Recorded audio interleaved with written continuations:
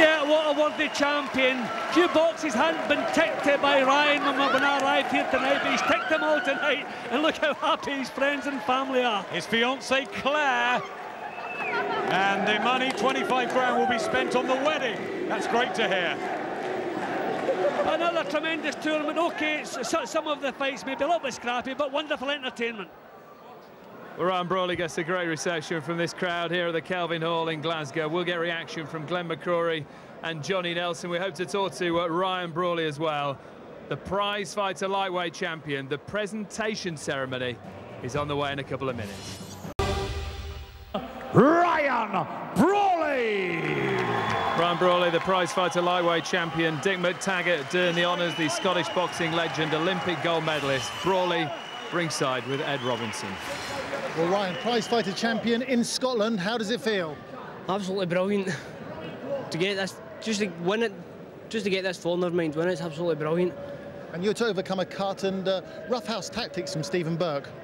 Well, I was expecting it because we watched the McArthur fight in the changing rooms, and I was expecting him to come in kind of rough and try to open the cut up a bit more, but it didn't work. £25,000 winnings, what are you going to do with it? Pay my wedding, I'll clean my debt. And you owe a little bit to Benny King here who helped you out with the cuts. Oh, it was brilliant. So this is the first I've ever been cut, so I didn't know what it was going to be like. So to thank Benny for stopping it. Benny, you weren't supposed to be working this evening, were you? No, I was having a night off with my grandson and my friend, but with Tommy Gilmer, you don't get nights off, do you? You know, that's you. And it's been a busy night. It has been a busy night with both boys cutting, you know. I'm sorry Gary, you know, couldn't finish, you know. But Ryan here, yeah, I think he did well. His first cut, which is always the worst one in the life, you know. So he did well to stick by it, yeah. I think he did. Ryan, what does winning this tournament mean to you? I don't know what it means. It's absolutely brilliant. Especially being out so long through injuries and then to come back into a competition like this and win it. It's absolutely brilliant. So how are you going to celebrate? I don't know yet. Wait till I get home, we'll see what happens. Well done tonight. Thanks a lot. Congratulations. I really don't think, Johnny Nelson, that it's sunk in quite yet, has he? No, he's still in shock there. He's glad to have got through it, and still, after he saw the McArthur fight and the cut, he thought, is this going to happen to me? They chose the right tactics. Burke became predictable, and therefore became greedy, so therefore they knew exactly what to expect from him. He was spot on in that final, wasn't he? He was, it was perfect. It's ironic that Ryan Brawley said early on he's probably the most nervous of all the fighters, and yet it was a really cool-headed display that got him through that. He knew exactly what he had to do, knew what the game plan was, kept to it, and just, you know, a good win. What do you think the game plan was, Johnny? The game plan was use your boxing ability, use your pace, use the fitness that you've got. I think having Benny King there as well to adjust the cuts, I think it made him stay calm. But throughout the fight, try to keep it long, not get involved.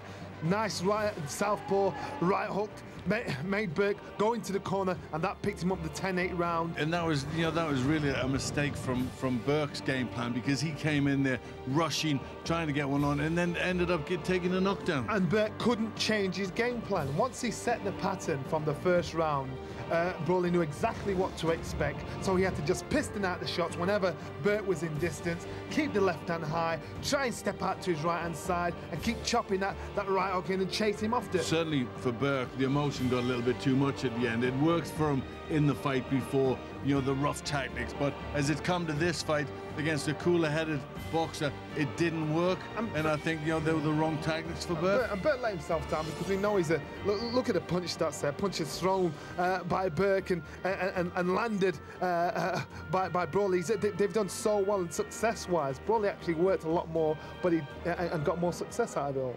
And a nice little story. He's going to use the money for his wedding. Ah, it's lovely, isn't it? You know, it comes to at the right time, and you know, he's a young man, and this will propel him. He's always shown good talent, but I think this will give him the confidence to go to bigger and better things. Yeah, he kept cool under pressure, and that will stand in him good stead in the pro fights to come. He was the youngest man in the tournament, so therefore, working on as a pro, I think he'll know to stay calm, to stay focused, and to just stick to your game plan. That always gets you through, always gets you the win. And how would you analyse his future from now on in? Because we saw what happened with Martin Rogan and how Prizefighter catapulted him to the riches the sport has to Well, offer. I think, you know, a lot of the fighters were all at the same level. We said that going into this fight, and this has just pushed him up to a next level. He needs a little bit of time out. He's got a few things on his mind. He's got an eye to heal and a wife to get married to. Hope it's all right for the wedding day. So he's got a few things to think about. But I think when that sinks in, the confidence he'll have, you know, he'll become a better fighter for this. OK, let's hear from the Knights promoter, Tommy Gilmore, talking ringside to Ed Robinson. Well, Tom, are you happy with the way it's all gone this evening? I think it's been great, you know, to get 1,600 people into Kelvin Hall on a Tuesday night. I think we've done fantastically well. I'd really like to have seen McArthur fighting Brawley in the final, because I think those two were the outstanding people in the whole tournament, you know, and it was a tragedy the way McArthur went out. But I mean, Ryan was always going to be very difficult to beat. I mean, he was a former British ABA junior champion, so he's got an awful lot of skill, and he proved it tonight. He worked hard, and I'm delighted for him.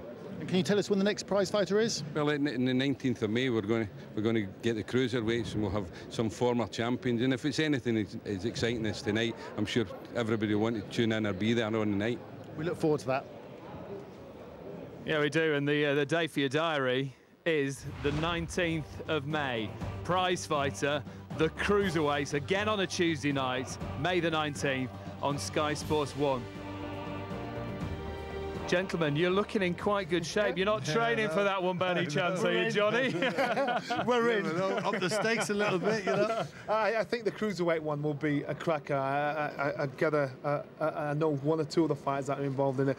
We're going to see knockouts. We're going to see excitement. We're going to see want as well. Me and Johnny are going to be chomping at the bit, aren't we? Watching it. Yeah, a little bit more excitement. We'll be talking a good fight. We'll be talking Keep a good yourself fight. in good nick, Johnny. Was there any temptation to come out just for one last hurrah and take part? I would never get involved in Prizefighter. This would never suit my style. It took me 2 or 3 rounds to get involved in it. You've got to have an unbelievable energy, unbelievable heart and desire for 3 rounds, possibly fighting 3 times in that night. Doesn't suit me. Would never would do. OK, let's get the final thoughts from Jim Watt, from our bookie Dale Tempest, with Adam Smith. Well, Dale, the second pre-fight favourite to win Prizefighter after Martin Murray. How do you feel, Mr. Bookie? Yeah, it wasn't the best night for us, was it? Very close contest, but he was the 4-1 favourite, and it was the final combination. 7-1 favourite, by far the best backed, was that final of Brawley versus Burke. So all sorts of controversy, all sorts of cuts. We've not seen this on Prizefighter. Every time we come, we see something a bit different. We've certainly seen it tonight, but I think Brawley was probably the best boxer on the night. Jim Watt, there's never a dull moment in Prizefighter, is there? Never a dull moment. I mean, in previous prize fighters, we've said that the draw could be very important, but the draw wasn't important tonight. There was no easy way to the final. Everybody was going to have to fight their way through. And I looked at the mix and I thought, whoever wins tonight and goes home with the trophy, they're going to have to produce 3 performances way beyond anything that's produced in the past, and that's what young Brawley did. Will you remember the 2 Scots, not forgetting Gary McArthur, because he was so unfortunate, wasn't he? Yeah, that was a pity. I mean, this is a rough business, remember. You wonder on hindsight, maybe should one of the standbys been allowed to go forward, because it was a terrible injury that they sent him back in. They gave him his chance, he was due his chance, but you almost knew that fight was going to stop before the 3 rounds was finished. So that's a pity. But it doesn't take anything away from Ryan Brawley. Wonderful performance, 3 wonderful performances, and a great night for him. Quick line, did you enjoy it? I always enjoy Prizefighter, even when we lose. Fantastic, and well done to Ryan Brawley, the 6th champion.